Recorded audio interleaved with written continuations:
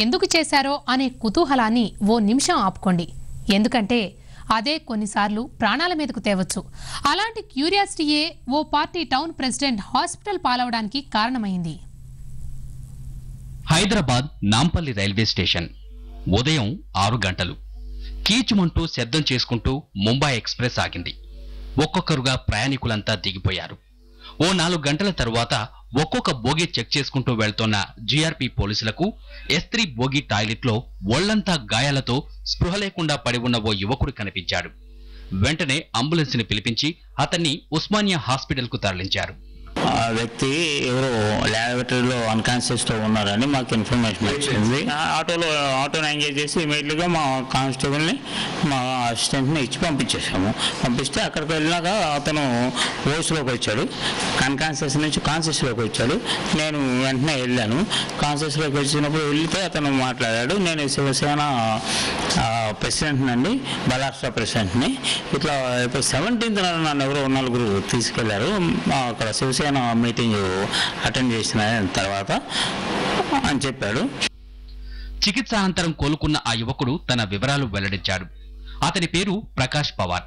మహారాష్ట్ర బల్లార్షా నివాసి. Paper mill worker గా పనిచేసే ప్రకాష్ శివసేన బల్లార్షా టౌన్ ప్రెసిడెంట్ గా బాధ్యతలు నిర్వర్తిస్తున్నాడు. ఈ నెల 17వ తేదీన ఆదివాసీ మీటింగ్ ఉండడంతో ఆ కార్యక్రమంలో పాల్గొన్నాడు. మీటింగ్ జరుగుతుండగానే ప్రకాష్ కు ఓ నంబర్ నుంచి మిస్డ్ కాల్ వచ్చింది. మొదట్లో నిర్లక్ష్యం చేసినా అదే నంబర్ నుంచి మరో 2-3 సార్లు మిస్డ్ కాల్స్ రావడంతో ఎవరో తెలుసుకోవాలనే క్యూరియాసిటీ పుట్టింది ప్రకాష్ కు. ఇక లాభం లేదని తనే ఫోన్ చేశాడు. ఫోన్ లిఫ్ట్ చేసిన అవతలి వ్యక్తి తాను ప్రాబ్లంలో ఉన్నానని, దాని గురించి మాట్లాడాలని ఓ ఏరియాకు రమ్మని చెప్పాడు. మొదట నిరాకరించినా చివరికి మొహమాటం కొద్దీ వాళ్లు చెప్పిన చోటికి వెళ్లిన ప్రకాష్ కు అక్కడ ఓ సుమోలో కూర్చున్న 4 వ్యక్తులు కనిపించారు.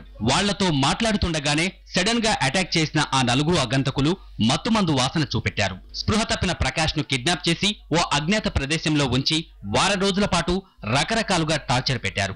మర్మాంగాలకు కరెంట్ షాక్ పెట్టారు. ఏదో ద్రవకం తాగించారు. దీంతో ప్రకాష్ స్పృహ కోల్పోయాడు. సీన్ కట్ చేస్తే కళ్లు తెరిచి చూసేసరికి ఉస్మానియా హాస్పిటల్లో ఉన్నానంటున్నాడు ప్రకాష్. అయితే తాను ఓ వ్యక్తి మీద పెట్టిన 420 కేసు ఎఫెక్టే ఈ కిడ్నాప్ టార్చర్ వ్యవహారానికి కారణమంటున్న ప్రకాష్ ఆ వ్యక్తి పేరు చెప్పడానికి మాత్రం నిరాకరిస్తున్నాడు. उद्धव ठाकरे जी की सभा थी आदिवासी मेड़ावा भद्रावती में. उसमें हमारे पूरे कार्यकर्ता पदाधिकारी बाबू धानोलकर, जिला प्रमुख सिक्की यादव, राजेश एडवोकेट सभी लोग गए थे वहाँ पर. हमारे कार्यकर्ता के जितने सब गए थे वहाँ पर. सभा खत्म होने के बाद मुझे वहाँ सभा खत्म होने के पहले मुझे मिस कॉल बहुत आते थे. तो उस भाषण में हम लोग मिस कॉल यानी उठा नहीं सकते हो. तो बाद में फिर वो सभा खत्म होने के बाद फिर ఇది మిస్డ్ కాల్ తెచ్చిన తంట. ఇంకోసారి ప్రకాష్ మిస్డ్ కాల్ అంటేనే కాదు, ఫోన్ అంటే కూడా గజగజ వణికిపోతాడేమో. మహారాష్ట్ర బల్లార్షా పట్టణాధ్యక్షుడు ప్రకాష్ పవార్ ను ఈ నెల 15న కిడ్నాప్ చేశారు. ఈ రోజు ముంబై ఎక్స్ప్రెస్ లో అపస్మారక స్థితిలో ఉన్న ఆయన్ను రైల్వే పోలీసులు ఆసుపత్రికి తరలించారు. దీనికి సంబంధించి మరిన్ని వివరాలు మా ప్రతినిధి ఇన్నారెడ్డి అందిస్తారు. ఇన్నారెడ్డి, చెప్పండి, పవార్ ను అసలు ఎవరు కిడ్నాప్ చేశారు? పవర్ ని అతను ఉద్దదేవ్ డాక్టర్ మీటింగ్ లో బిజీగా ఉండగా 17వ తారీఖున ఒక గుర్తులేని వ్యక్తుల నుంచి మిస్డ్ కాల్ వచ్చింది. అయితే ఈ మిస్డ్ కాల్ ను పట్టించుకొని పవారు తర్వాత మిస్డ్ కాల్స్ విషయమై ఫోన్ చేసి మాట్లాడగా మీతో పనుంది మాట్లాడని చెప్పేసి అన్నారు. సరే కలుద్దామన్నప్పుడు వాళ్ళు చెప్పిన ప్లేస్ కి మన పవర్ వెళ్ళడం జరిగింది. అయితే అక్కడికి వెళ్ళిన తర్వాత వీళ్ళు మాట్లాడుతుండగానే సడన్ గా అటాక్ చేసి అతనిని గుర్తులేని ప్రయాణం తీసుకెళ్లేసి అతన్ని టార్చర్ చేసినట్టుగా చెప్తున్నారు. అయితే ఇతను వాళ్ళని గుర్తించినట్లుగా మనకి సమాచారం ఉంది, కానీ వాళ్ళ పేరు చెప్పడానికి మాత్రం భయపడుతున్నాడు. చెప్తే మరింకా ఏం చేస్తారన్న భయాందోళన వ్యక్తం చేస్తున్నాడు అనుష. ఇందుకీ పవార్ ఇంకా ఎలాంటి సమాచారం అందిస్తున్నాడు? అయితే పవార్ చెప్పిన ప్రకారం అయితే గతంలో ఒక 420 కేసులో కొంతమందిని నేను పోలీస్ స్టేషన్ లో పెట్టించిన కారణంగా వాళ్ళు పగబట్టి తన్ను ఈ విధంగా టార్చర్ చేసి తను ఈ ట్రైన్ లో పడేశారని చెప్పేసి అని. అయితే ఈ ట్రైన్ లోకి ఎలా వచ్చాను, తను ఎవరు తీసుకొచ్చారు, ఇన్ని రోజుల నుంచి నేను ఎక్కడికి వెళ్ళానన్న విషయం కూడా తను చెప్పలేకపోతున్నాడు.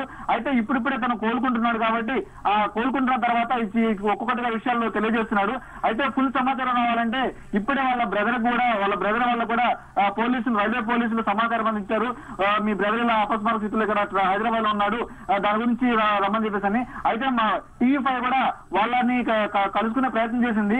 మాకు కూడా కొంత సమాచారం ఉంది, ఇతను వేరే వాళ్ళతో కొంచెం ఈ శివసేన పార్టీ అధ్యక్షుడిగా యాక్టివ్ గా తిరగడం వల్ల కొంతమంది ఇతరులు కక్ష కట్టున్నారు. ఆ దిశగా కొంతమంది మా వాడిని కిడ్నాప్ చేసి ఉండవచ్చనే అనుమానం వాళ్ళు వ్యక్తం చేస్తున్నారు. ఏది ఏమైనా కానీ దీనిపై పూర్తి సమాచారం తెలియాలంటే వాళ్ళ బంధువులకు వచ్చిన తర్వాత కానీ ఏ విషయం తెలియదని మనకి తెలుస్తుంది. అనుష, మరి ప్రస్తుతం పవార్ హెల్త్ కండిషన్ ఎలా ఉంది? ప్రస్తుతం అయితే మనుషులు గుర్తిస్తున్నారు. తను టీవీతో కూడా సపరేట్ గా మాట్లాడడం జరిగింది. అయితే మొత్తం డీటెయిల్ గా అసలు ఏం జరిగింది, వాళ్ళు ఎవరిని గుర్తించారన్న విషయం మనం పట్టి అడగా కూడా తను చెప్పలేకపోతున్నాడు. అంటే వారు పెట్టిన టార్చర్ నుంచి ఇంకా ఆ టార్చర్ ని ఇంకా చేరుకోలేకపోతున్నట్టుగా మనకు తెలుస్తుంది. Anusha, thank you Ennareddy. ఇక కాంగ్రెస్ సీనియర్ నేత వెంకటస్వామి వ్యాఖ్యలు కాంగ్రెస్ పార్టీకి నష్టం కలిగిస్తున్నాయని మంత్రి జీవన్ రెడ్డి అన్నారు. ఈ రోజు ఓ రకంగా రేపు మరో రకంగా మాట్లాడే వైఖరి